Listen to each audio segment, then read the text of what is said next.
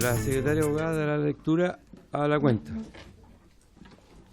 Gracias, presidente. Se han recibido los siguientes documentos para la cuenta.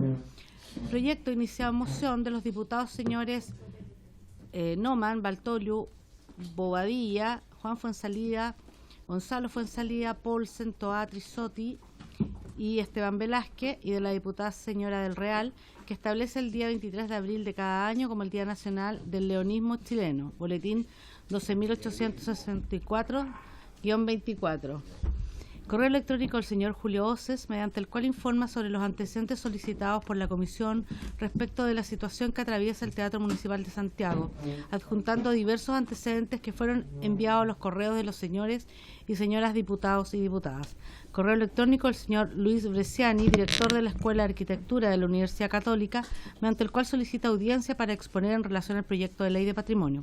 Correo electrónico del señor César Millahueque, del Directorio Nacional Sociedad de Escritores de Chile y consejero del Consejo de Monumentos Nacionales, mediante el cual solicita audiencia para exponer sobre la solicitud de derogación del decreto ministerial del complejo maderero Panguipulli sobre la ley de patrimonio. Correo electrónico de la señora María Angélica Ojeda, de la Corporación Cultural de San Pedro de la Paz, mediante el cual solicita audiencia con la Comisión para dar a conocer temas relevantes para su corporación, como lo son las artes escénicas, la industria de la música y la forma como se han consolidado como la capital de la lírica. Es toda la cuenta. Y hay un reemplazo, presidente, disculpe, sobre tabla para la sesión de hoy, en que dispone que el diputado Asensio reemplazará al diputado Calisto. Es toda la cuenta, presidente. ¿Alguna observación sobre la cuenta? No sé. Perdón, quiero hacer una pregunta porque me llama la atención que se habla de industria de la música. En diputación que podría ser organización de la música. Y esos conceptos siento que ya pertenecen más al área de la economía que al área de la cultura. La industria de la música. ¿Hay alguna explicación? Sí, adelante. Se refiere así una de las personas que envió correo electrónico, no. Tendría que preguntarle a él. Ya. Preguntémosle a él.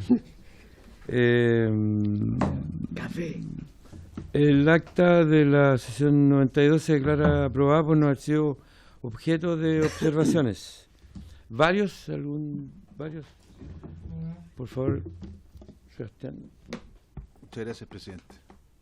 Presidente, yo quería solicitar a través suyo a la comisión que viésemos la posibilidad de enviar algún tipo de felicitaciones. Queda corto, no sé, es como algún tipo de iniciativa, algún tipo de recordatorio, un abrazo, no tengo idea, al Grupo Congreso, que el 24 de este mes cumple 50 años, y me parece oportuno que nosotros, a través de la Comisión de Cultura y las Artes, tengamos un pequeño reconocimiento hacia un grupo trascendental en la historia de nuestro país.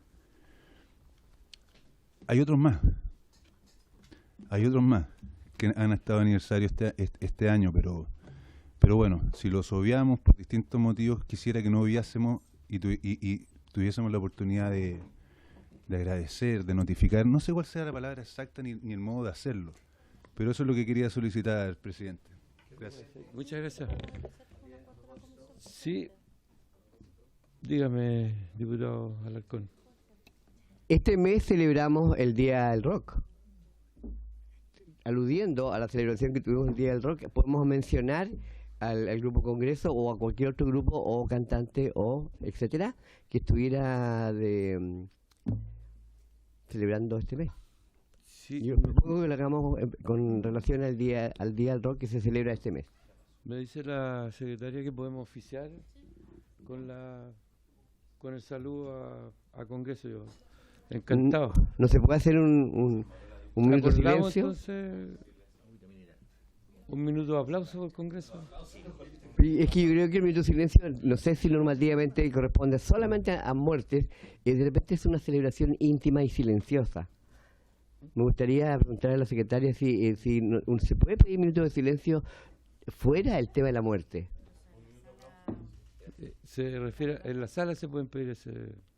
¿Y en la sala se puede pedir? Para pedir un minuto de silencio para el grupo congreso que cumpleaños, por ejemplo. Diputado, otra vez Sí, suyo, no lo he visto nunca. Pero... Diputada Marzán. Brevemente, buenos días, saludar a todos y todas. ¿Qué no se puede hacer, sumándonos a las palabras del diputado, no se puede hacer un reconocimiento, como se le ha hecho a otros grupos, como se hizo ayer a los deportistas, las deportistas? Porque ahora la dinámica cambió, entonces más rápido, y quizás en una de esas, a varios que sean emblemáticos, pero me sumo absolutamente y Sí. para colaborar en cualquier tema que se pueda hacer con respecto a eso. Gracias, Sí. presidente. Nosotros habíamos considerado realizar un evento, pero, diputada Marzán, habíamos considerado realizar un evento, pero es de una magnitud más o menos grande. Habría que... Estamos viendo cómo se puede hacer, que es un concierto aquí mismo, pero hacia la calle. Pero estamos viendo cómo resolverlo. No, más afuera todavía. Desde la calle, o sea, en la parte del Senado, y eso significa coordinar las dos cámaras. Yo creo que se lo merece el Grupo Congreso, pero un intento exacto. El Congreso en el Congreso. Así que las dos iniciativas podemos echarlas a caminar. Hay que acordarlo. Entonces acordamos los oficios y la intención de hacer algo mayor que eso. Acordado. Sí, por favor. Sí, por favor.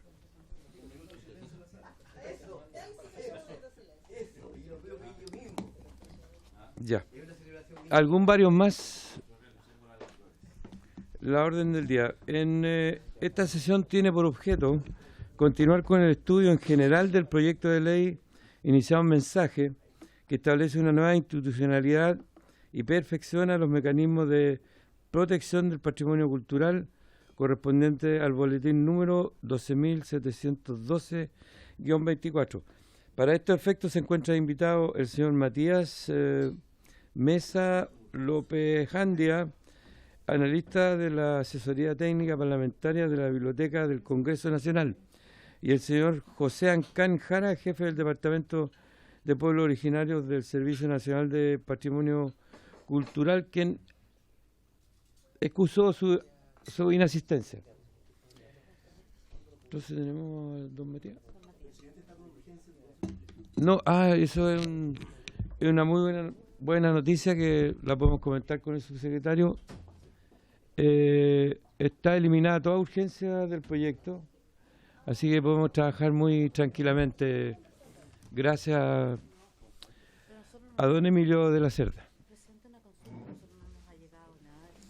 No, pero lo va a presentar...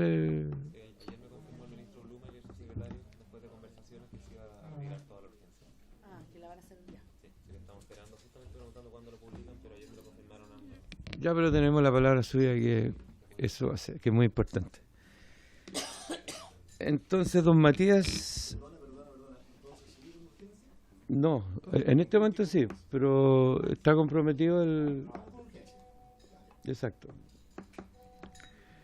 El señor Matías Mesa López Jandia tiene la palabra. Muchas gracias, señor presidente. Por su intermedio, saludar a los miembros y miembros de esta comisión y a las demás personas presentes. En esta oportunidad vamos a presentar las cuestiones pertinentes respecto de la consulta previa indígena, obligación internacional que emana fundamentalmente del convenio 169 de la OIT, en relación con el proyecto que está en estudio en esta comisión acerca de, valga la redundancia, el proyecto que propone una ley sobre el patrimonio cultural. Vamos a dividir esta presentación en tres partes. La primera, vamos a aportar o intentar aportar con ciertas reflexiones acerca de la naturaleza de la consulta previa, de qué estamos hablando cuando nos referimos a la consulta previa indígena, para tratar de entender su sentido y alcance a partir de largos años de estudio ya de esta institución que como biblioteca hemos podido ir realizando, que recordemos que el convenio 169 tiene en unos días más cumple 10 años de vigencia en Chile. Luego vamos a enfocarnos en particular en la consulta previa indígena en relación con las medidas legislativas, o para decirlo en los términos que se utilizan en el ordenamiento jurídico chileno, los proyectos de ley. Y en tercer lugar vamos a enfocarnos en quizás lo más novedoso de esta presentación, que es la práctica legislativa chilena en materia de consulta previa indígena de medidas legislativas. ¿Por qué nos enfocamos en esto? Porque al presentarles esta práctica legislativa, queremos ofrecerle a esta comisión la posibilidad de discernir cuáles han sido los criterios que históricamente ha utilizado el legislador y el colegislador para determinar cuándo corresponde y cuándo no corresponde consultar proyectos de ley. Por cierto, como ustedes bien saben, la biblioteca no se pronuncia sobre si corresponde o no corresponde en un proyecto particular, sino que nuestra función es ofrecer elementos para que el órgano deliberativo pueda tomar una definición al respecto. Lo primero que cabe señalar es que... Me espera un poquito. ¿Podrían bajar la luz para poder ver la pantalla? Gracias. O sea, hacen un... Está atento, está atento.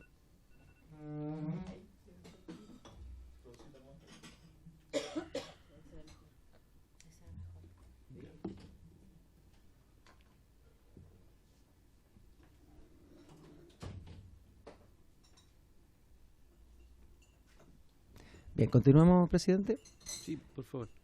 Bien, como les mencioné recién, la fuente principal, digo principal porque no es la única fuente, pero la fuente principal en el derecho internacional y la más dura, por decirlo así, ¿no? Es la que proviene de un tratado internacional para la consulta previa indígena, es la que está contenida en el artículo 6 del Convenio 169 de la OIT, que no voy a leerlo ahí, pero establece, ¿cierto?, las características y elementos esenciales de la consulta previa como una obligación de los gobiernos frente a medidas administrativas y legislativas susceptibles de afectar directamente a pueblos indígenas. Ese es el concepto clave, ¿no?, que vamos a analizar, la susceptibilidad de afectación directa.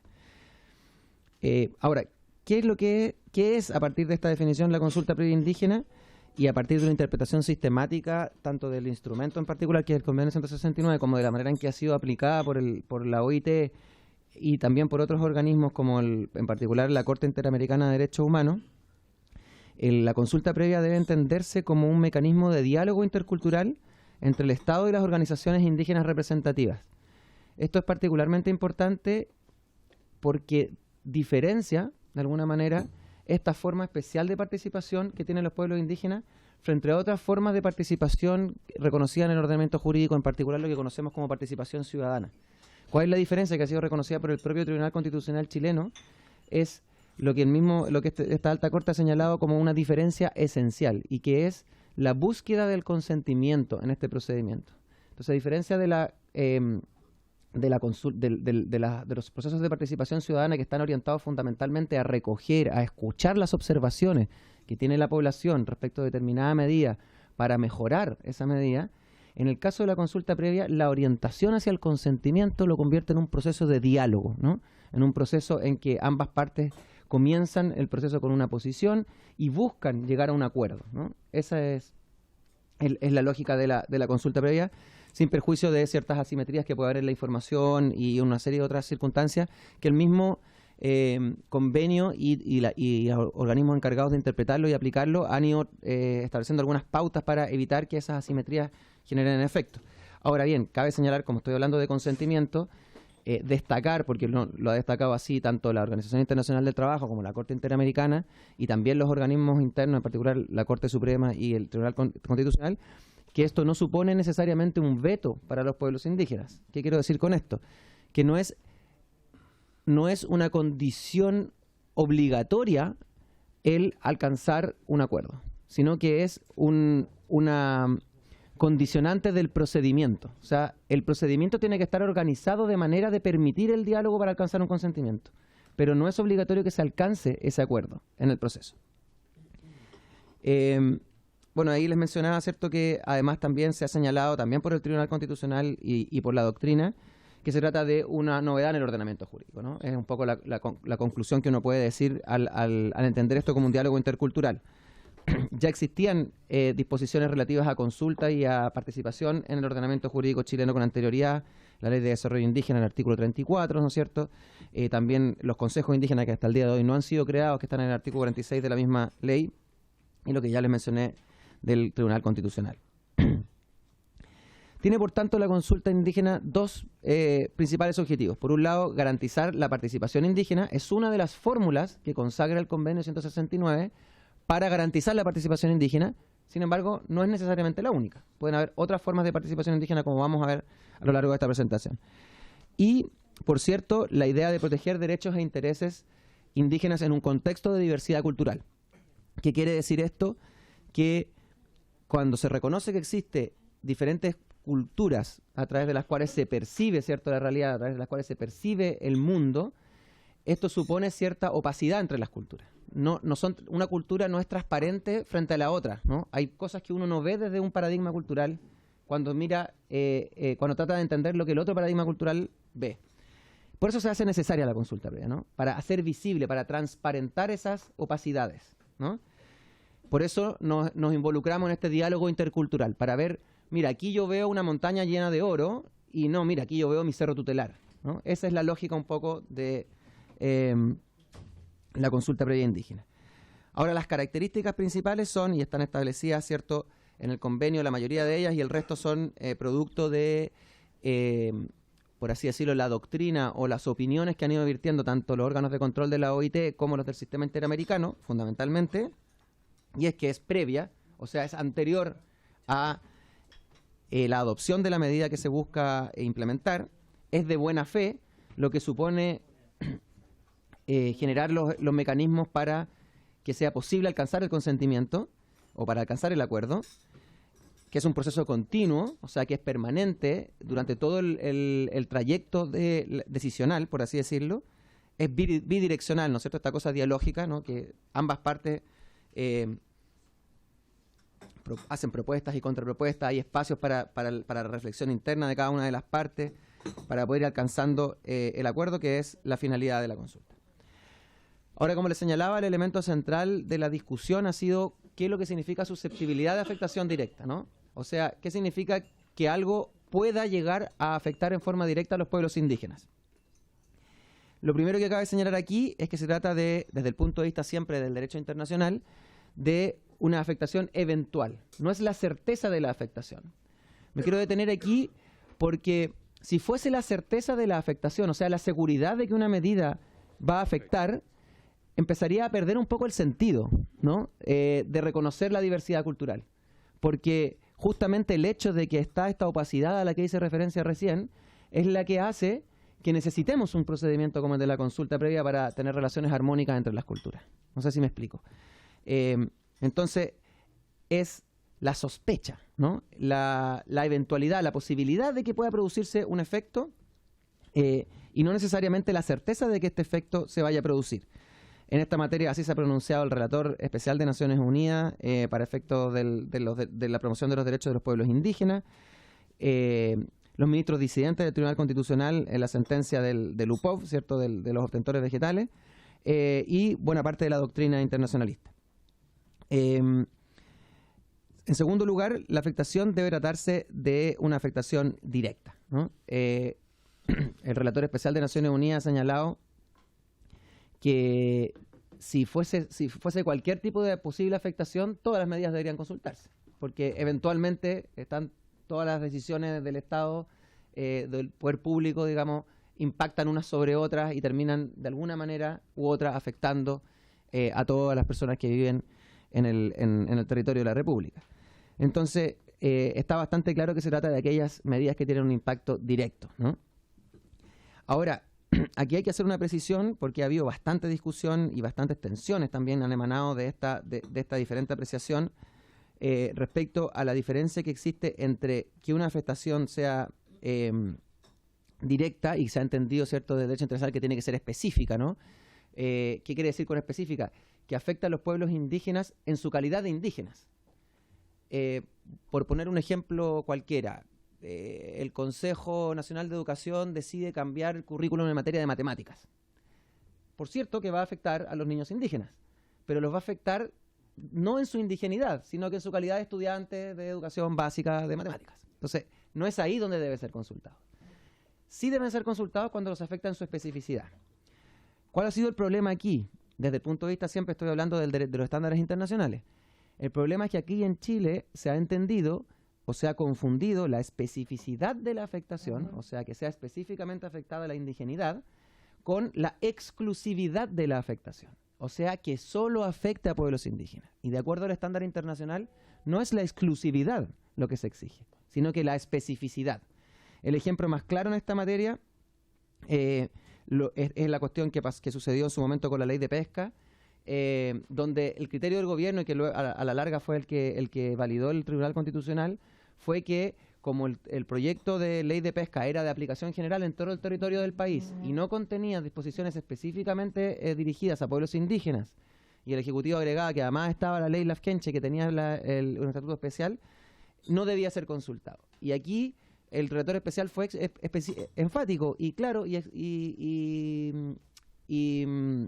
explícito, ¿no? Como sale aquí en la cita, la consulta se aplica incluso a medidas legislativas de aplicación general, por ejemplo, con respecto a una nueva ley de pesca o de fomento forestal, también estaba en discusión en esa época el 701, cuando dichas medidas de algún modo afectan de manera diferenciada a los pueblos indígenas. O sea, no importa que no haya una disposición específica en la medida legislativa que se propone, sino que lo relevante es que, aunque sea de aplicación general, si tiene una afectación específica, eso gatilla la necesidad de consulta. En el caso de la ley de pesca era evidente que los pueblos costeros, que tienen una relación particular con los recursos hidrobiológicos, tenían un impacto en relación con la Ley General de Pesca. Eso es lo que estoy explicando, la opinión del relator especial de Naciones Unidas, ¿no? Bueno, el convenio 169 da algunos ejemplos, que son ejemplos, no es una lista taxativa, de cuestiones que tienen que ser consultadas. Autorización de explotación o exploración del subsuelo, regulación del dominio de la tierra, programas de educación bilingüe, etcétera, etcétera. Ahora, en cuanto al patrimonio cultural y la afectación directa, voy a mencionarles algunas cuestiones que están en el convenio 169 que pueden ser de interés para la comisión en particular, porque el proyecto tiene algunas disposiciones que se refieren a estas materias. En primer lugar, el convenio reconoce, en los artículos señalados aquí en la diapositiva, la obligación del Estado de proteger los bienes y la cultura indígena. Por ejemplo, en el proyecto se protege los sitios arqueológicos, se protege el patrimonio inmaterial, etcétera. También el convenio establece la protección del hábitat indígena y establece el derecho de los indígenas a participar. Por eso les decía yo que la consulta no es la única manera de participación, sino que el convenio establece otras derechos de participación. El derecho a participar en la utilización, administración y conservación de los recursos naturales. Aquí, por ejemplo, el proyecto habla de la protección del paisaje cultural, ¿no? Que podría ser entendido como parte del hábitat en el sentido que lo establece el convenio 169 en su artículo 13. Y finalmente, destacar el derecho a participar en los organismos administrativos responsables de políticas y planes que les conciernan. Y, entre comillas, por lo menos en la misma medida que otros sectores de la población. O sea, el estándar mínimo que establece el convenio es que si a ciertos sectores de la población se les entrega participación en asuntos que puedan afectar a los pueblos indígenas, lo mínimo es darle ese mismo estándar a los pueblos indígenas. Por ejemplo, en el caso del proyecto podría evaluarse si es que no hay este tipo de condición en el caso del Consejo Nacional y de los consejos regionales que se establecen. También la Declaración de Naciones Unidas sobre Pueblos Indígenas, que no es un tratado internacional en el sentido de que no es ratificado por el Congreso, pero sí es un instrumento internacional que entrega pautas y que ha sido firmado por Chile, ¿no? Poniendo así su compromiso internacional de promoverlo. Establece en forma más categórica, ¿no? El derecho a mantener, controlar, proteger y desarrollar el patrimonio cultural, los lugares arqueológicos e históricos, los lugares religiosos y culturales de los pueblos indígenas, además del acceso a los objetos de culto y los restos humanos. Finalmente, en esta segunda parte, llamar la atención sobre una disposición que es bien poco conocida en el convenio 169, que es el artículo 4.2, que se refiere, el artículo 4 en general se refiere a la obligación de adoptar medidas favorables a los pueblos indígenas para proteger su cultura, las tierras, etcétera, una serie de cuestiones entre las cuales está la cultura, ¿no? Lo que sería tingente en la medida que esta es una ley que pretende proteger el patrimonio cultural. incluyendo el de los indígenas. Aquí es importante porque la disposición 4.2 se refiere a que estas medidas no pueden adoptarse en contra de los deseos libremente expresados por los pueblos indígenas. Entonces, ahí hay algunos autores y autoras han entendido aquí que hay un estándar diferente al de consulta y que se trataría de un estándar de consentimiento previo, ¿no? Vamos a ver en la práctica legislativa cómo se ha entendido esto. Ahora, aquí igual hay que poner atención con el tema de medidas favorables, ¿no? Porque una medida normalmente tiene aspectos favorables y aspectos desfavorables, ¿no? Es muy difícil encontrar como una medida químicamente pura en materia de favorabilidad, por decirlo así. Quizás podría tratarse, por ejemplo, y efectivamente esa fue la manera como lo entendió esta corporación en el caso del reconocimiento de los del pueblo chileno afrodescendiente, ¿no?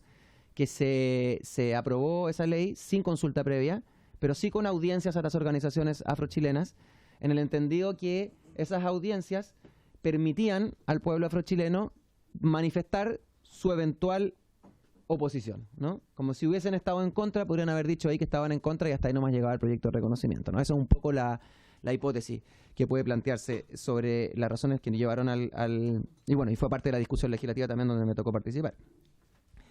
Hay aquí ejemplos de medidas favorables, como por ejemplo reconocimiento constitucional y nueva institucionalidad indígena que han sido consultadas, y medidas favorables que no han sido consultadas, como la que les señalo, sin perjuicio de las audiencias públicas. Bueno, las medidas legislativas, como les señalo, respecto a estas características, como se trata de una consulta previa, tiene que ser consultado normalmente el anteproyecto de ley, el proyecto de ley o las indicaciones, ¿no? Hay experiencia, como vamos a ver, en la práctica legislativa chilena. También, por ejemplo, la Subsecretaría de Servicios Sociales en el proyecto de Código de Agua ha señalado que las iniciativas que provienen del propio legislativo y las indicaciones, cuando tienen las características que establece el convenio, deben ser consultadas. En cuanto al carácter continuo, como les señalaba, el relator Anaya ha señalado que la consulta debe mantenerse durante todo el proceso legislativo y que cuando consulta el Ejecutivo una medida legislativa, esto no descarga al legislativo de su deber de mantener un diálogo permanente durante la tramitación legislativa con los pueblos indígenas. Eso evidentemente es un desafío mayúsculo para la institucionalidad chilena, ¿cierto? Hoy día es un poco difícil de concebir cómo se podría mantener un diálogo durante toda la tramitación legislativa con los pueblos indígenas. Sujeto obligado a consultar, bueno, esto más o menos ya no hay mayor discusión sobre que son los gobiernos y no los privados, y que por gobierno también se entiende el poder legislativo. Hay meridiana claridad, incluso el Tribunal Constitucional así lo ha señalado. Y finalmente la última parte de esta presentación se va, como les adelanté, se va a referir a la práctica legislativa. Hemos tomado los principales, los proyectos donde la cuestión de la consulta previa ha sido más o menos central en la discusión. Y vamos a distinguir tres tipos de proyectos siguiendo la jurisprudencia de la Corte Constitucional colombiana, que son los proyectos dirigidos específicamente a indígenas, como podríamos decir el proyecto cuya consulta está hoy día paralizada, suspendida por el gobierno, pero que buscaba reformular o modificar la Ley de Desarrollo Indígena, ¿cierto? Eso es un proyecto dirigido específicamente a indígenas, ¿no? Ahí evidentemente no cabe mucha discusión sobre si debe consultarse o no. Después están los proyectos generales que contienen algunas disposiciones específicas dirigidas a indígenas, y después están los proyectos generales que pueden afectar elementos esenciales para los indígenas, ¿no? Que es este caso, por ejemplo, como el de ley de pesca. En cuanto a proyectos dirigidos a indígenas, en esta tabla vemos algunos de ellos: la reforma constitucional de 2007, la nueva institucionalidad indígena que contempla, ¿cierto?, el Ministerio de Pueblos Indígenas y los consejos de pueblos indígenas, y la modificación que les mencionaba de la Ley de Desarrollo Indígena. Aquí es interesante ver qué es lo que se ha consultado. En el caso de la reforma constitucional de 2007, lo que se consultó fue el texto aprobado en general por el Senado y fue consultado por el Ejecutivo. Es interesante resaltarlo por la mecánica, ¿no?, de que es un texto que ya está en proceso legislativo, que el Ejecutivo toma y consulta el texto que ha sido aprobado. Fundamentalmente porque cuando comenzó la discusión el convenio no estaba aprobado, y cuando se aprobó la idea de legislar en el Senado ya estaba vigente el convenio 169. La materia que se consultó fue el texto del proyecto. En nueva institucionalidad indígena lo que se consultó fueron los anteproyectos, ¿no? Por así decirlo, los borradores de los proyectos. que eran los que yo les mencioné, ¿cierto? La creación del Ministerio de Pueblos y el Consejo de Pueblos Indígenas. Y finalmente, el proyecto que modifica la Ley de Desarrollo Indígena, lo que se consultaba eran las propuestas de modificación, aunque está hoy día suspendido, las materias tratadas, las modificaciones al Estatuto de Tierras, al Estatuto de Personas Indígenas, de Comunidades Indígenas, Asociaciones Indígenas, como es evidente, no hay discusión que esto debe ser consultado. Proyectos generales con disposiciones específicas relativas a pueblos indígenas. La reforma al Código de Aguas. Este no ha sido consultado, pero está actualmente en tramitación y el tema está en discusión.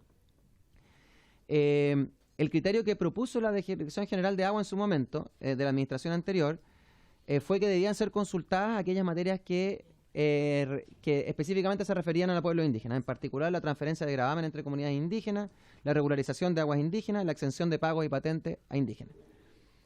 En cuanto a la nueva constitución propuesta por la administración anterior, lo que se consultó fueron los temas emanados del proceso constituyente indígena, que eran los básicamente paralelamente al proceso de constituyente ciudadano que se hizo de los cabildos, si no recuerdo mal el nombre que se le dio, se hizo una consulta, o sea, un proceso constituyente indígena. Y lo que emanó de ese proceso constituyente indígena fue lo que fue llevado a consulta, ¿ya? O sea, no fue un anteproyecto, no fue un proyecto, no fue una indicación, sino que un conjunto de materias, ¿no?, que emanaron de ese proceso constituyente, que eran reconocimiento constitucional, derechos lingüísticos, derechos territoriales, participación política y representación diferenciada de los pueblos indígenas en la institucionalidad chilena. El proyecto actual, patrimonio cultural, no ha sido consultado, está en tramitación. ¿Por qué lo pongo dentro de disposición específica? Porque contiene una disposición, ¿cierto?, relativa a la consulta previa, ¿no? Y el criterio de la Superintendencia de Servicios Sociales es que la organización de la administración del Estado no afecta directamente a los pueblos indígenas, en el sentido, por cierto, del Convenio 169, y que el proyecto no hace diferencias con la población no indígena. Finalmente, este tercer criterio, que es el más complejo, ¿no es cierto?, de los proyectos generales sin disposiciones específicas. Aquí tenemos 3 ejemplos de casos que no se consultaron. El UPOV 91, las materias que trataba que podían tener alguna relación con pueblos indígenas eran los plazos de protección de nuevas variedades de obtentores vegetales, de nuevas variedades vegetales, la protección de estas frente al uso ilegal y la protección provisional y excepciones a estas protecciones. Los criterios que se discutieron fueron la relación especial que mantienen los pueblos indígenas con sus tierras y con el cultivo, ¿no?, con el cultivo de la tierra, posición que fue defendida por las organizaciones de la sociedad civil y por los ministros disidentes del Tribunal Constitucional en la sentencia que rechazó la inconstitucionalidad del proyecto por diferentes cuestiones, entre otras se alegaba por la falta de consulta previa, a lo cual el tribunal dijo que era una cuestión de forma, ¿no?, que no constituía parte de la Constitución el convenio, por tanto no podía declararlo inconstitucional.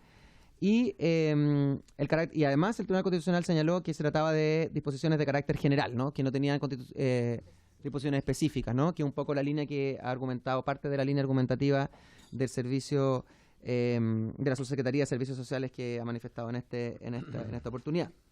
En cuanto a la Ley General de Pesca, que regulaba el acceso al recurso pesquero, las organizaciones manifestaban que el recurso era esencial para su subsistencia, para su forma de vida. Y el Ejecutivo también apeló al carácter general de las disposiciones. Ya vimos la opinión del Relator Especial de Naciones Unidas en esta materia. Y el Servicio Nacional Forestal, que básicamente creaba un servicio y distribuía sus competencias y atribuciones, finalmente los criterios que se discutieron eran que las áreas silvestres protegidas podían superponerse a territorio indígena, y el Ejecutivo también en un momento señaló que que el proyecto no contenía disposiciones de carácter indígena, eran generales, ¿cierto? Y la organización de la administración del Estado no afecta directamente a los pueblos indígenas, según la opinión del Ejecutivo, que es un poco lo que se replica hoy día en la opinión de la Subsecretaría. En cuanto a este mismo tipo de proyectos, pero con consulta, encontramos otros 3 proyectos. El primero de ellos, el Ministerio de las Culturas, donde se consultó una indicación sustitutiva, eso también es interesante destacarlo, y la materia era, ¿cierto?, la creación de una nueva institucionalidad. Y aquí el criterio fue que la configuración de la administración pública podía afectar directamente a los pueblos indígenas, en particular por su derecho a la participación, ¿no? Un poco lo que mencionamos de los consejos, de que tienen el derecho a participar en la misma medida que el resto de la población, etcétera, etcétera. Entonces, ese criterio fue el que impulsó al Ministerio, que originalmente el proyecto como se hace evidente del hecho de que haya sido una indicación sustitutiva el objeto de la consulta, originalmente no había sido consultado. Sin embargo, el Ejecutivo cambió de opinión durante la tramitación y antes de presentar la indicación sustitutiva la sometió a consulta previa. Es particularmente relevante porque toca materias que en algún punto se intersectan con las de este proyecto. El servicio de biodiversidad, el texto consultado fue también borrador de indicación sustitutiva.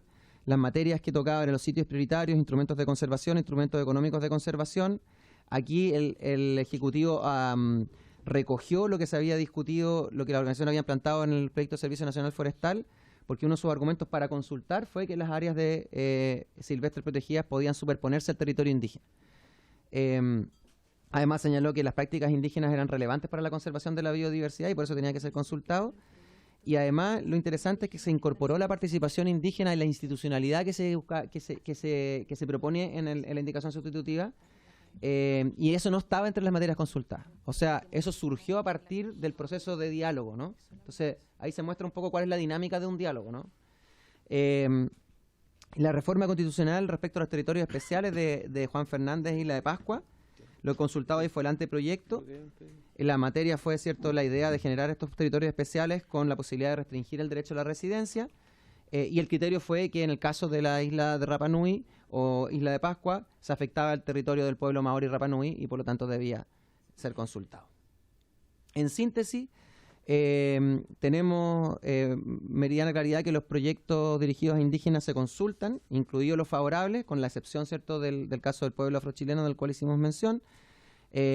Las disposiciones dirigidas a indígenas en proyectos de carácter general se consultan, y respecto de disposiciones generales que puedan afectar a indígenas hay criterios dispares. O sea, hay circunstancias en que han sido consultados y en circunstancias en que no han sido consultados. Eso, señor presidente, quedamos a disposición de la comisión. Muchas gracias, don Matías. Ya. Hemos recibido una comunicación, un oficio, que retira la urgencia en el despacho de la ley del proyecto que estamos viendo. Dice: tengo a bien poner en conocimiento de vuestra excelencia que he resuelto retirar la urgencia para el despacho del proyecto de ley que establece una nueva institucionalidad y perfecciona los mecanismos de protección del patrimonio cultural. Dios guarde a su excelencia, a UCIA, Sebastián Piñera Echeñique, y presidente de la República, Gonzalo Blumen McKeever, ministro secretario general de la presidencia. Yo me alegro mucho de que haya primado el criterio, un criterio inteligente en el despacho de esta ley y las urgencias hayan sido eliminadas. Así que muchas gracias por la gestión, subsecretario. El diputado Alarcón tiene la palabra. Gracias, señor presidente. Quiero hacer algunas preguntas. En cuanto a mecanismos del diálogo, me llamó la atención el tema de la audiencia con los afrodescendientes. ¿Quién elige la representación de los afrodescendientes o la representación del mundo indígena? Esa es una pregunta. Y eso, nada más. Gracias. Sí, perdón, diputado Cruzcoque. Muchas gracias, presidente. Primero, agradecer la presentación de don Matías, muy clara, muy específica. Me quedan algunas preguntas que voy a tratar de ser breve en enmarcar. De los proyectos consultados que se presentaron al final de su presentación, ¿cuántos la consulta que sometía a través de un proceso a la... imagino que a la deliberación, imagino que una votación también, ¿verdad? ¿Cuántos de ellos fueron rechazados, fueron aprobados? ¿Cómo se ocurre en general ese sistema de consulta? Porque me imagino que ante los distintos proyectos y ante las distintas comunidades debe haber distintos tipos de consulta, y entiendo que el convenio 169 no señala cuál es el procedimiento específico que debe operar en cada una de las comunidades. En el entendido de que debiesen eventualmente ser consultados según algunas visiones, en el anteproyecto, en el proyecto, en las indicaciones, y que deben ser de carácter continuo, asunto que me parece muy difícil de llevar adelante porque imaginémonos ya lo que nos cuesta a nosotros tratar de ponernos de acuerdo para más encima tener que someter cada una de esas aprehensiones, incluso indicaciones a consultas indígenas.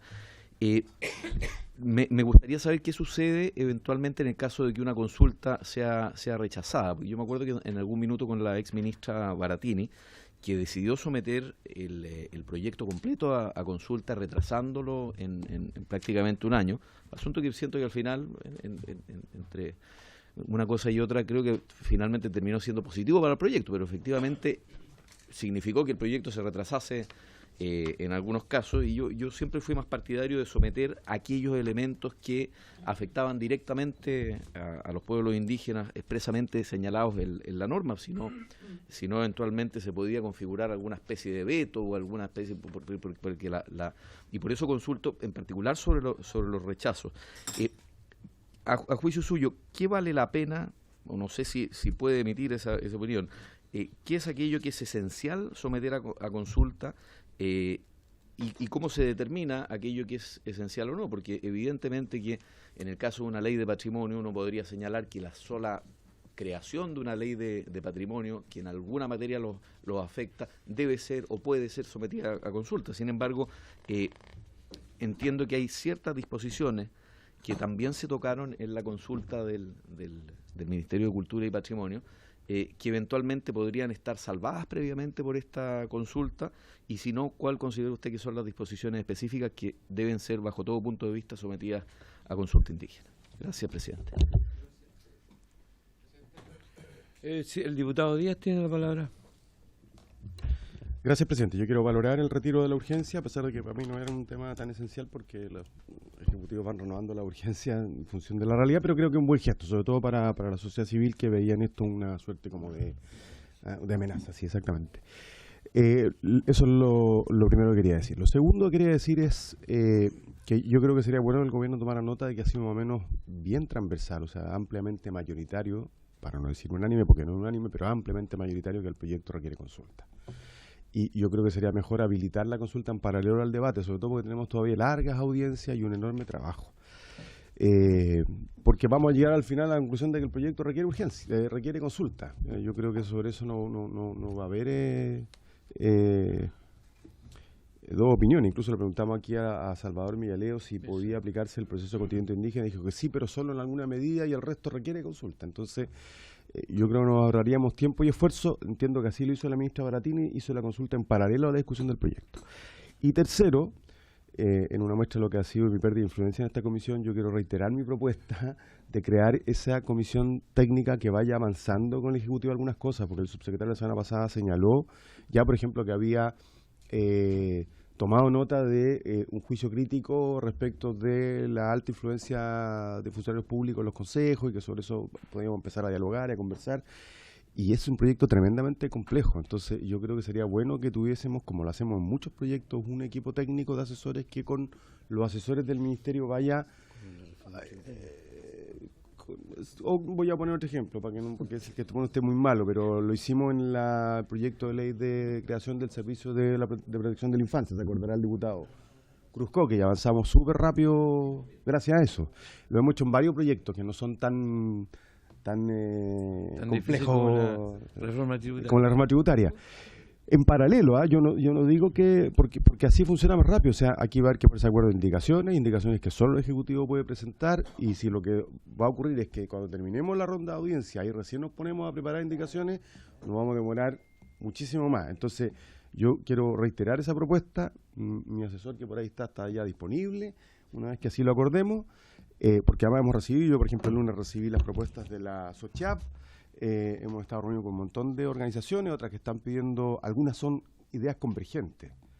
Entonces yo creo que eso podría ayudar a que en paralelo vayamos procesando esas propuestas que nos han planteado, e ir viendo cuál es la disposición del Ejecutivo de presentar esas indicaciones, porque yo me puse a revisar ayer toda la documentación que he recibido, y no sé, el 85% son indicaciones que solo puede presentar el Ejecutivo. Nuestro margen de maniobra es muy escaso. Entonces, yo quisiera que pudiésemos formalizar eso, y lo hago ahora porque luego tengo que pedir disculpas. Yo me tengo que retirar de la comisión esta vez porque vamos a tener una reunión aquí en el Servio con el ministro de Vivienda y el alcalde de Valparaíso y algunos parlamentarios, no sé si el diputado Celis va también, por la grave situación que afecta a Valparaíso en términos de entre otras cosas, de derrumbes y de deterioro de vivienda. Entonces voy a tener que retirarme, así que pido disculpas por anticipado, pero quisiera pedirle, presidente, que pudiéramos acordar esto. Más bien que lo consideremos, que lo pudiéramos acordar. ¿No le gusta a usted? No, tengo mis dudas y quiero reflexionar sobre eso. Tengo mis dudas sobre eso. Pero lo voy a considerar y lo definimos antes, por supuesto. Seguro. Hemos ya conversado algunos puntos en los que podemos empezar con los equipos de asesores a resolverlo, sí. Sí, claro. Sí, los asesores no resolvemos nosotros, sí, pero hacer el mapa de diferencia avanza muchísimo, ayuda a avanzar muchísimo. Hacer el mapa de diferencia, y para eso no lo vamos a poder hacer nosotros los parlamentarios, que no tenemos prácticamente tiempo, pero nuestros asesores que no tampoco tienen mucho tiempo, lo pueden ir construyendo. Tenía la palabra el diputado Bernal. Yo creo que es una cuestión de definición nomás, entre mesa técnica pero algo que hay que hacer. Diputado Bernal, tiene la palabra. No, gracias, presidente. Yo quería hacer una pregunta al subsecretario por su intermedio, presidente, que tiene que ver con, más allá o sea, que tiene que ver con la participación en realidad, además de este punto que se planteó hoy día, y tiene que ver, hemos visto que existe la voluntad efectivamente del Ejecutivo de ir quitando las urgencias, cuando el subsecretario aquí se ha comprometido, se han cumplido con quitar esa urgencia.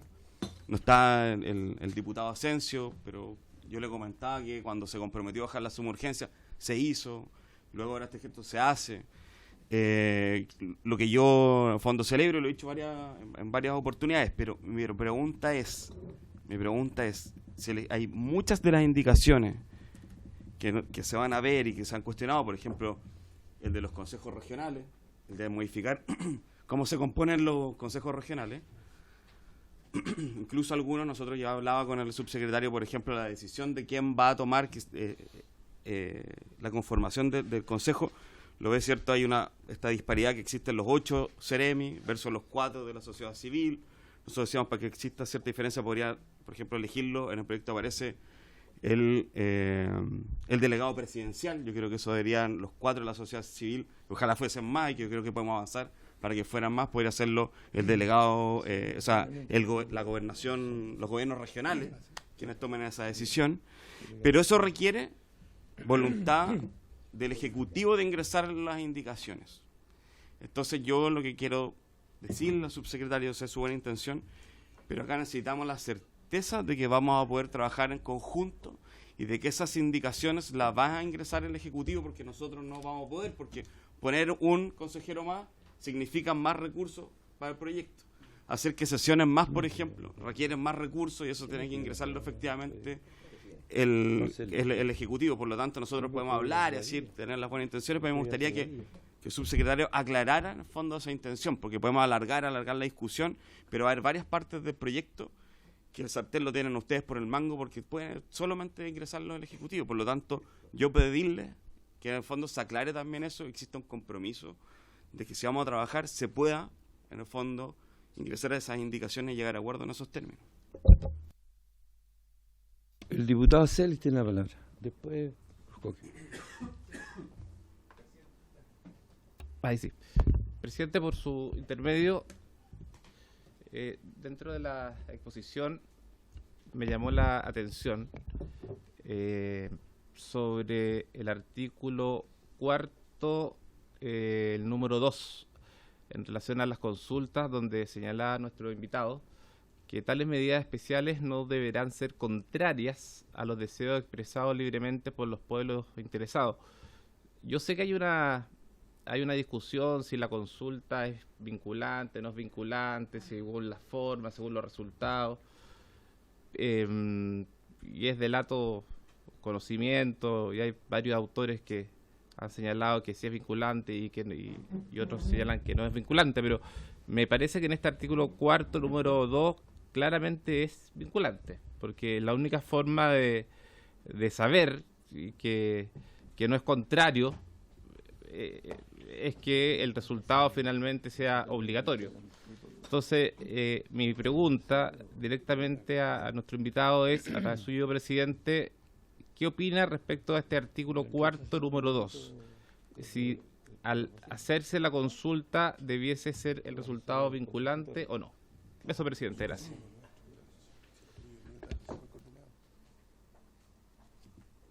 Luciano Cruzcoque, diputado. Gracias, presidente.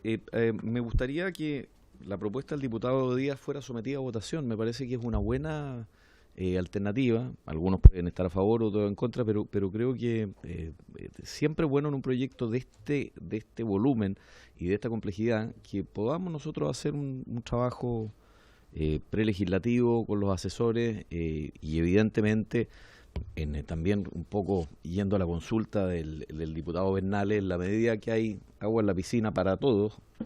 Es evidente que el Ejecutivo, para aprobar su proyecto, tiene que allanarse a ciertos cambios. Entonces, me parece, creo que sería beneficioso. Es un proyecto muy complejo, con donde va a haber muchas indicaciones, donde los distintos consejos están compuestos por distintos sectores que tienen también intereses representados. Entonces, me parece bueno que lo podamos trabajar más en específico porque va a ser muy difícil tratar de legislarlo todo específicamente en esta mesa. Entonces, bueno, llegar con ciertos acuerdos previos y tal vez dirimir los asuntos donde no hay acuerdo en esta misma mesa luego. Sí, yo entiendo es lo que estábamos intentando, que no se llama mesa técnica todavía, pero sí la integración de todos los asesores para que podamos ir determinando cuáles son los puntos más, los nudos que existen en el proyecto. Uno de estos es este que estamos viendo ahora, que es la consulta indígena, que tenemos que despejarlo lo más rápidamente imposible para que avancemos. Porque si no despejamos este punto, si se necesita consulta indígena previa, no podemos seguir avanzando, claro, salvo que lo hiciéramos al mismo tiempo. No sé si es necesario votarlo o no. Yo creo que estamos de acuerdo en que, por eso es mi palabra, esa comisión, unanimidad, sí. Esa comisión técnica se está formando y unanimidad.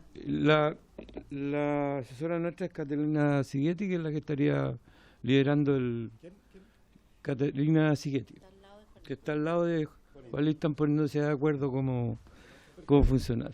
¿Ok? Sí, está aprobado. ¿Sí que alguien se opone o algún? Ha aprobado la mesa técnica. Entonces, todos los asesores involucrados, después hacemos su grupo. Permiso, presidente. Adelante, por favor, muchas gracias. La idea es que se comuniquen entre los asesores, todos los asesores de los diputados y diputadas. Diputado Alarcón. Me gustaría proponer que también en esa comisión hubiera un representante de la biblioteca. En esa comisión técnica. Sí, me parece, sí. No sé si se estila. No es el uso, diputado. No es el uso. Ya, perfecto. Bueno, habían algunas preguntas. Yo aquí leyendo el primer párrafo del mensaje hace mención a una norma en caso que hubiera algún tema que tocara el tema indígena. Me gustaría si me pudiera... Sí, en el mensaje dice, cabe decir finalmente a este respecto que el proyecto de ley contempla una norma que establece que toda medida administrativa prevista y adoptada por los consejos o las autoridades competentes en la materia de patrimonio cultural en ejercicio de funciones y atribuciones y cuya ejecución sea susceptible de afectar directamente a los pueblos indígenas y o tribales, se someterá a lo dispuesto en el convenio 169 de la Organización de la OIT del Trabajo y el artículo 13 del Decreto Supremo 66 del Ministerio de Desarrollo Social. Esa es una norma que está, me gustaría... el 39.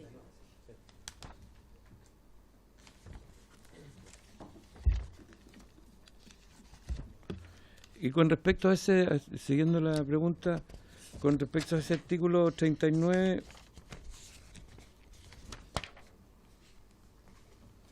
ahí se dice exactamente lo mismo.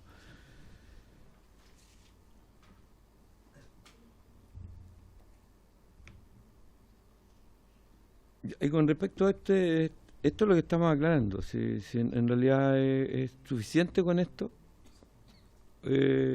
o no. Eso, no, por ahora no. ¿Alguna pregunta? Sí, diputado Alarcón. Falta una pregunta al señor de la biblioteca, López Díaz. La palabra indígena es equivalente a la palabra naturales, que existía antes. ¿Cuál es como literalmente la definición? Gracias.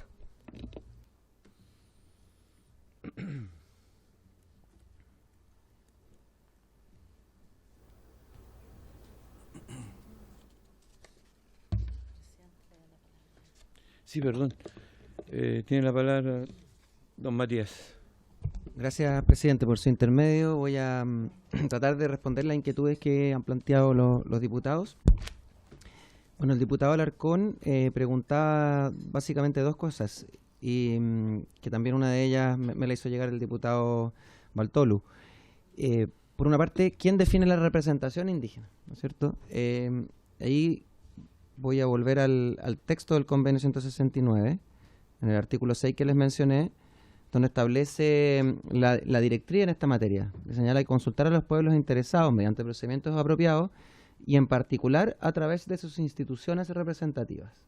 Son las instituciones representativas de los pueblos indígenas. ¿Qué ha dicho el relator especial de Naciones Unidas en esta materia?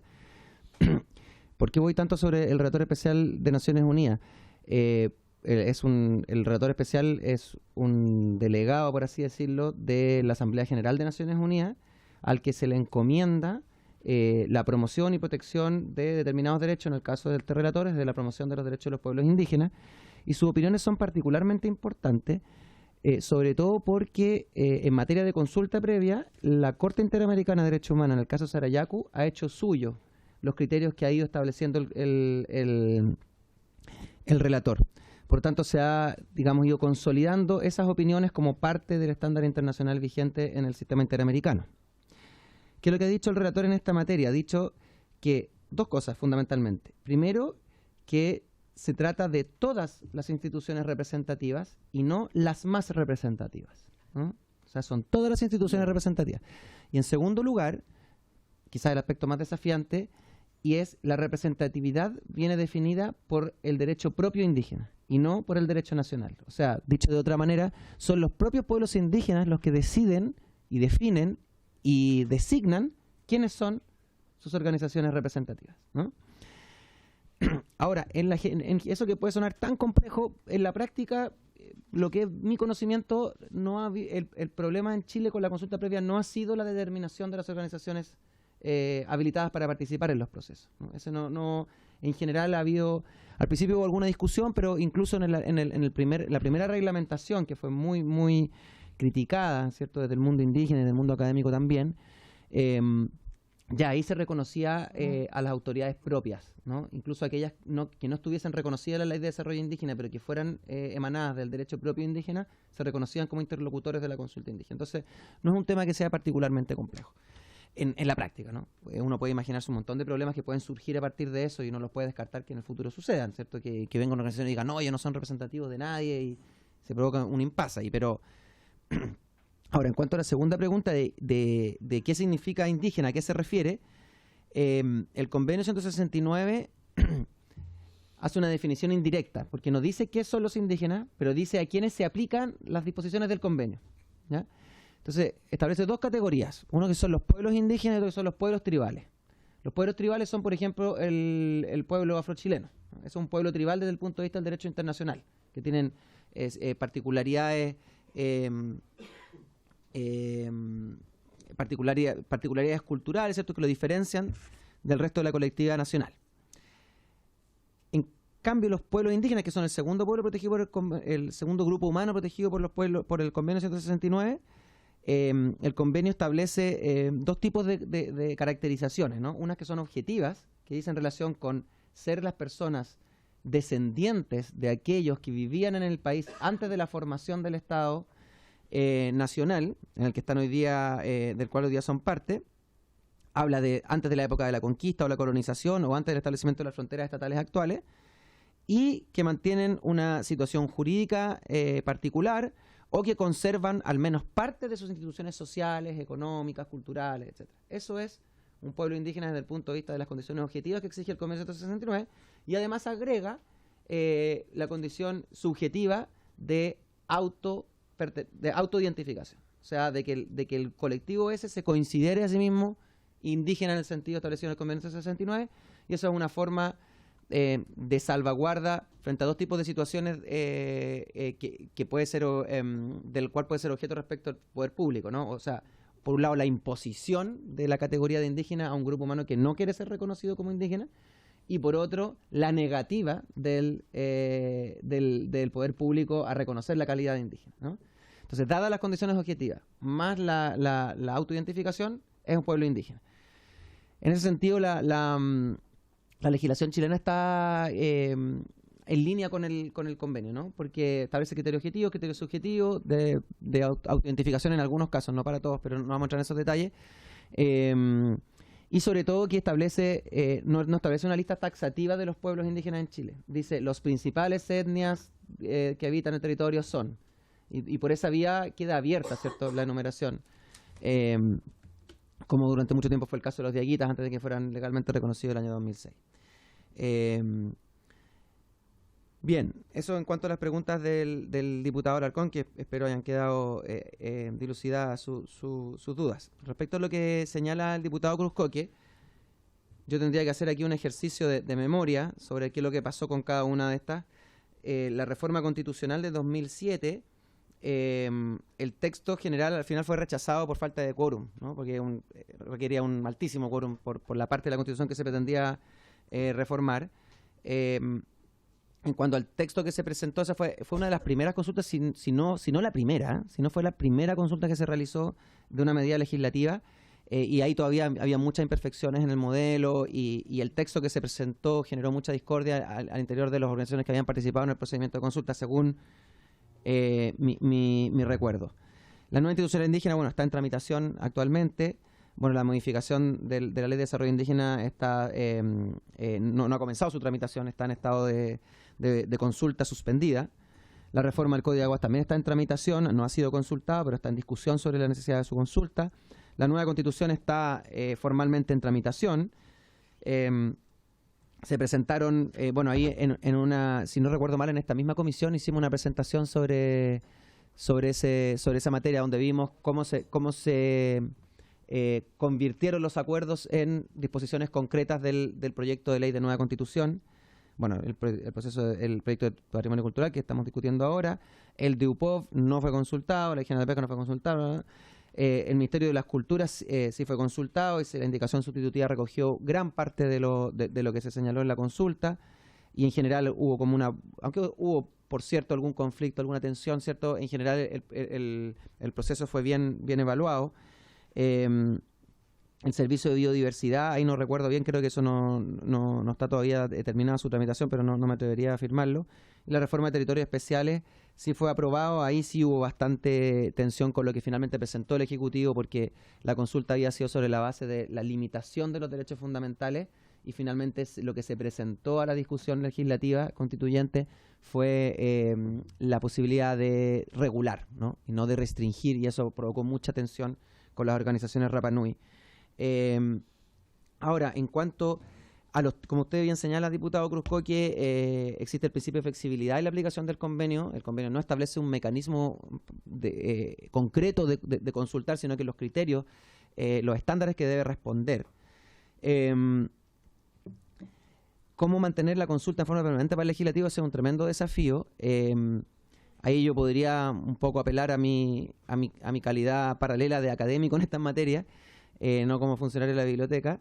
Y bueno, yo intuyo, de hecho estoy ahora trabajando un artículo sobre la cuestión, que en particular esta cuestión de la continuidad del proceso de diálogo podría eventualmente verse resuelta bajo ciertas condiciones de configuración de lo que podría ser un Consejo de Pueblos Indígenas a nivel nacional, y las prácticas legislativas que se configuren a partir de eso, podría generarse ahí un espacio donde, sin perjuicio de la necesidad de hacer estas consultas grandes y nacionales, una vez hechas esas consultas, podría entrar en el sistema de formación de la ley con un constante monitoreo por parte del Consejo de Pueblos Nacionales. Pero eso ya es pura especulación mía, digamos, a partir de mis inquietudes académicas. Ahora, ¿qué es esencial consultar? Y aquí me gustaría decir dos cosas. Bueno, como les señalé, yo no puedo decir si hay que consultar o no consultar. Ahora, voy a poner una diapositiva ahí que tiene algunas... no, es que aquí ya sería incompatible con mi rol de asesor de la biblioteca. Pero ahí una diapositiva que cayó ahí por casualidad que puede dar algunas luces. Bien,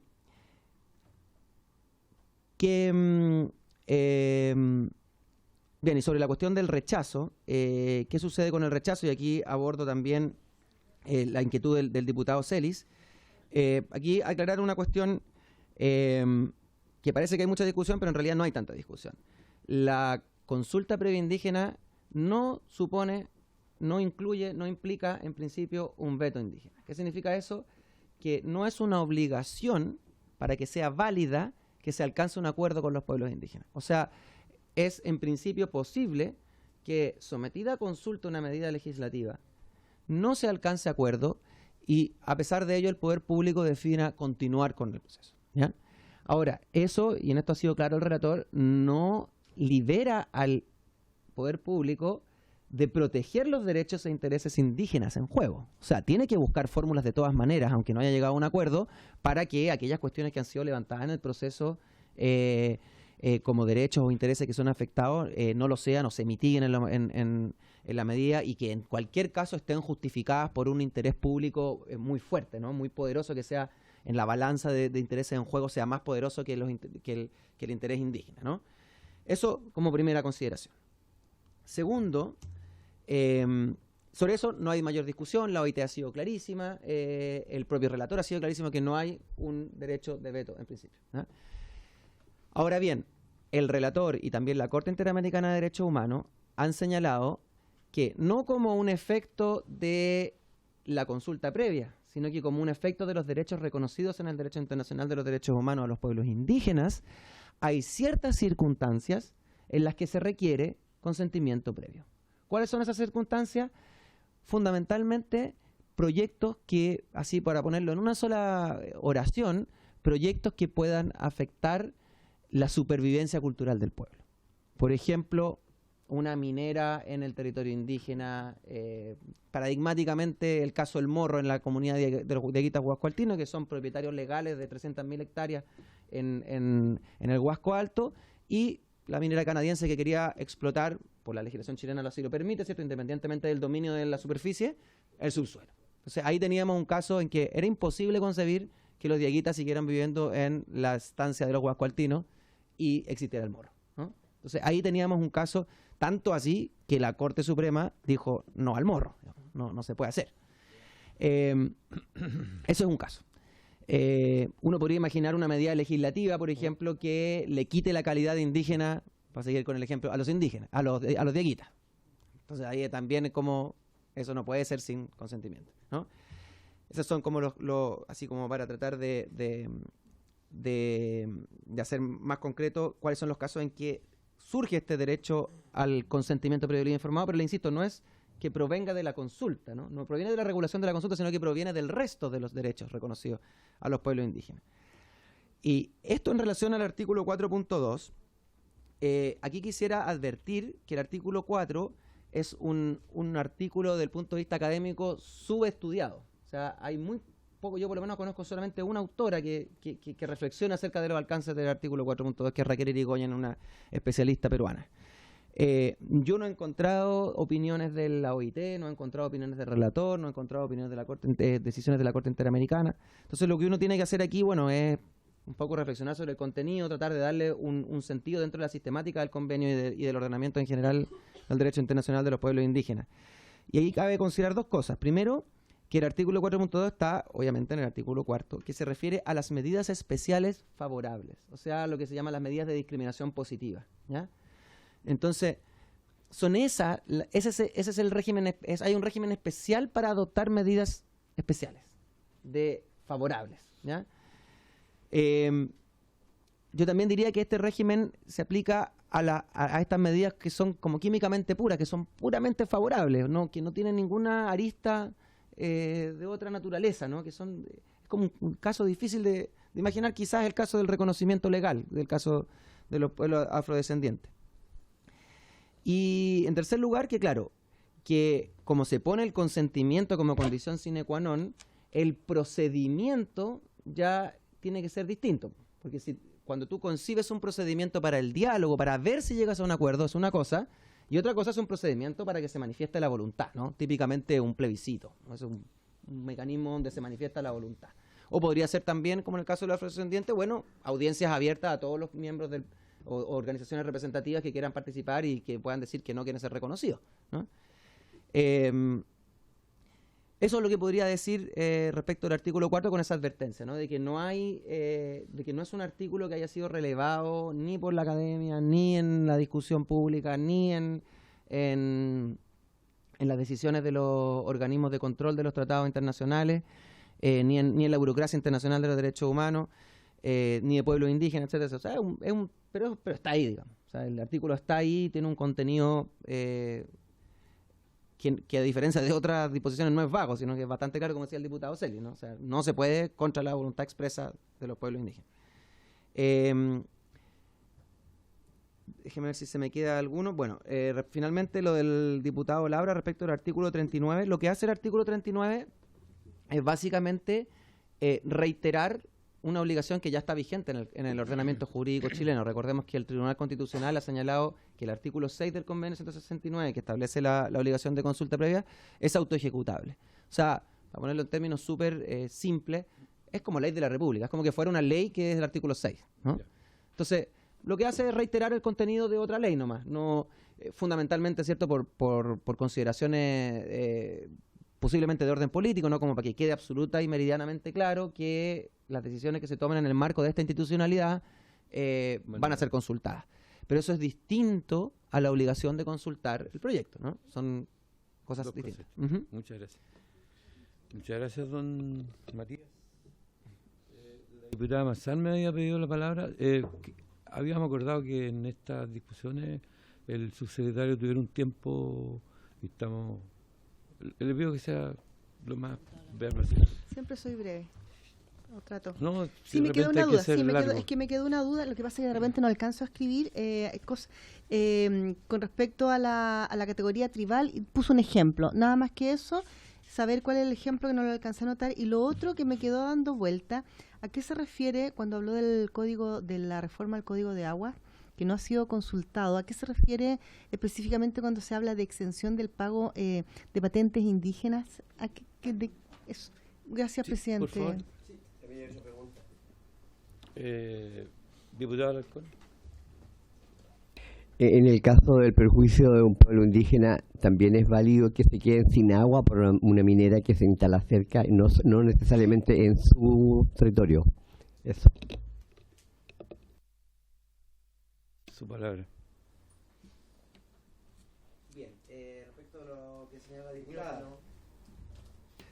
lo que señala la diputada, el ejemplo era el pueblo afrodescendiente chileno, ¿no? Recientemente reconocido por ley.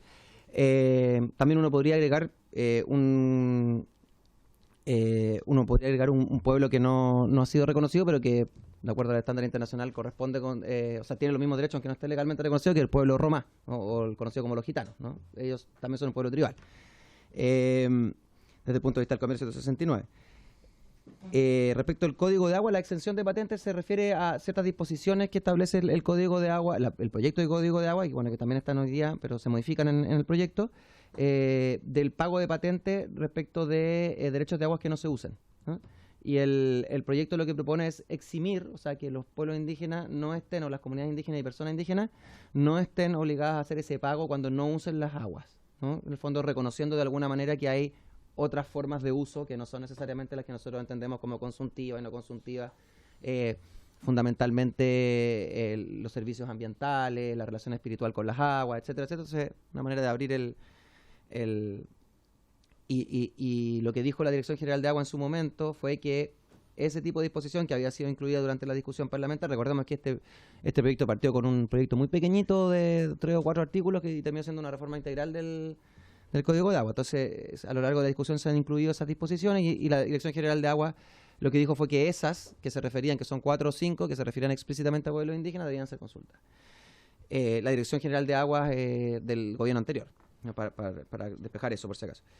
Y respecto a lo que preguntaba el diputado Alarcón, bueno, ahí hay todo un tema que abarca muchas aristas, ¿no? Respecto a los recursos de los pueblos indígenas en sus territorios. Solo señalar, ¿cierto?, que el territorio indígena, de acuerdo al convenio 169, comprende todo el hábitat que sea utilizado de alguna manera por los pueblos indígenas. Entonces, no está acotado, por ejemplo, a las tierras indígenas de la Ley de Desarrollo Indígena, sino que típicamente en el caso del norte, los cerros tutelares que están fuera, pero están dentro del territorio indígena en el sentido del convenio, ¿no? Las aguas que pueden estar conectadas subterráneamente también son parte del territorio indígena en el sentido del convenio 169. El desafío es cómo se implementa eso en el ordenamiento jurídico chileno, ¿no? Muchas gracias, don Matías. Subsecretario. Gracias, señor presidente. Y también saludo a don Matías López Andía y a todos los parlamentarios, todos los diputados de la comisión. Voy a responder lo que me preguntaba el diputado Bernales y a partir de eso tocar algunos de los otros temas que se han tratado. Me preguntaba primero por la participación. Y quiero hacer una pequeña vuelta con esto. Nosotros hemos dicho acá, yo le he hecho entrega a los miembros de la comisión de un listado, ¿cierto?, de las reuniones previas que nosotros que no son del Ejecutivo ni que hemos tenido para preparar este proyecto de ley que ingresó al Congreso. Y hemos mencionado que han sido 100, ¿cierto? Y esas son, para ser bien claro, reuniones con actores interesados, asamblea, seminarios, charlas abiertas, convocadas públicamente en regiones y otras que son más privadas, discutiendo, por ejemplo, con gremio, qué sé yo. En ese contexto, y ustedes lo pueden ver ahí, nosotros nos hemos reunido con todos los sindicatos no del ministerio, de la Subsecretaría de Patrimonio, Servicio del Patrimonio. Nos hemos reunido como 3 veces con cada sindicato. Un poco lo que se decía antes, no necesariamente hay de acuerdo en los puntos, pero se han tocado los puntos que se van a tratar acá. Con el Colegio de Arquitectos que presentó la semana pasada, tuvimos y ahí mismo ellos lo reconocieron 3 veces antes del ingreso, y así con varias entidades. Estoy diciendo con eso que esa es una especie de digamos, blindaje a la discusión parlamentaria. No, para nada. Lo que nosotros estamos diciendo es que eso ha sido insumos para preparar un proyecto de ley que además ha requerido la coordinación de 15 ministerios dentro del Ejecutivo, que está firmado por 10 ministros, o sea, tiene mucha complejidad para poder llegar a lo que está acá.